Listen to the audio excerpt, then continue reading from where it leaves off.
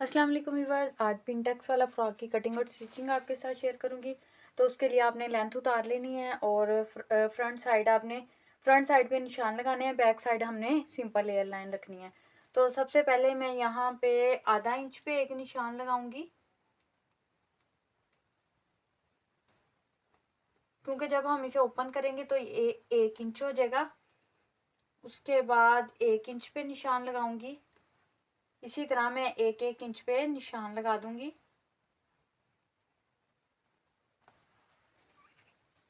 इस तरह 1-1 इंच के मैंने निशान लगा दिया। अब इस निशान पे आपने इस तरह कट लगा लेने हैं ताकि दोनों साइड पे ये इस तरह निशान बन जाएगा। फिर हम आसानी से प्लेट डाल सकेंगे। और जितने हमने यानी कि लंबाई रखनी है उस पर भी क्रीज लाइन बना लेंगे। यानी कि अगर हमने 15 इंच रखनी है यहाँ से लेके कमर की, ये देखिए 15 इंच तक होते हैं ज़्यादा से ज़्यादा। इससे यानी कि ज़्यादा लंबाई में नहीं होते, कम कर सकते हैं, जैसे 13-14 इंच। अब मैं इस जगह पे भी क्रीज लाइन बना लूँगी ताकि हमारे प्लेट एक बराबर नीचे से खुलें। ये क्रीज लाइन है लंबाई की जो पिनटेक्स हमने डालने हैं, और एक क्रीज लाइन मैंने एक पिनटेक्स की बनाई है ताकि उसी हिसाब से बाकी पिनटेक्स डल जाए। क्रीज लाइन है ये सेंटर की है, तो पहले हम इस साइड वाले एक साइड के प्लेट डालेंगे, फिर दूसरी साइड के डालेंगे।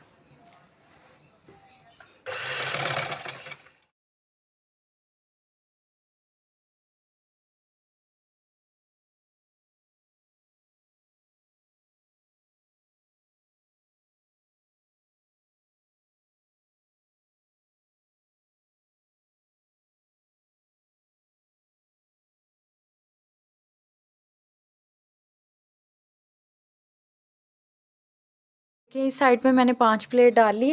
अब ये वाले जो इस साइड वाले प्लेट हैं ये हमने नीचे से इस तरफ से शुरू करने हैं।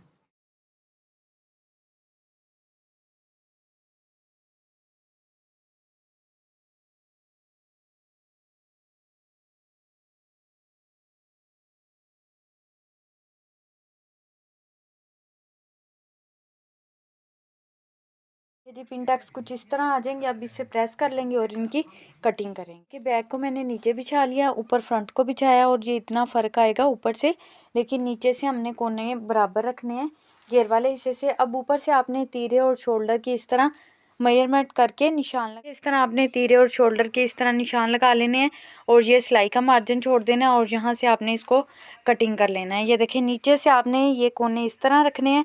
जब आप ऐसे रखेंगे तो ये एक बराबर नहीं आएंगे, यानी कि ये देखिए थोड़ा सा कम आएगा, लेकिन जब आप इसे कटिंग कर लेंगे और ये देखिए ऐसे करके जोड़ेंगे कुछ इस तरह आएगा।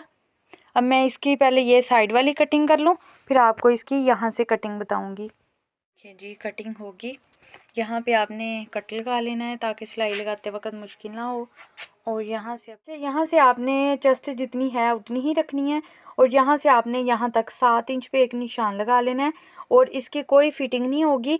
यानी कि अगर आपने यहाँ से 20 रखा है तो यहाँ से भी 20 में रख के तो इस तरह करके इसका निशान लगा दूँगी। इसकी भी कोई फिटिंग नहीं है।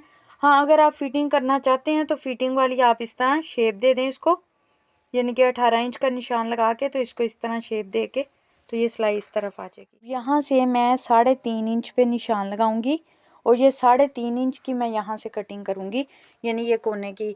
यहाँ से 4 इंच तक भी आप कर सकते हो, जितना आप यानी कि इसको गुलाई देना चाहो तो आप वहाँ तक कटिंग कर सकते हैं। इसके ऊपर मैं लगाऊंगी ऑर्गेन्जा के पैच हैं,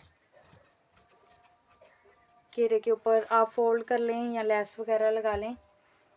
थोड़ी सी मैं और इसकी कटिंग करूँगी, आधा इंच, क्योंकि ये मुझे कम लग रही है।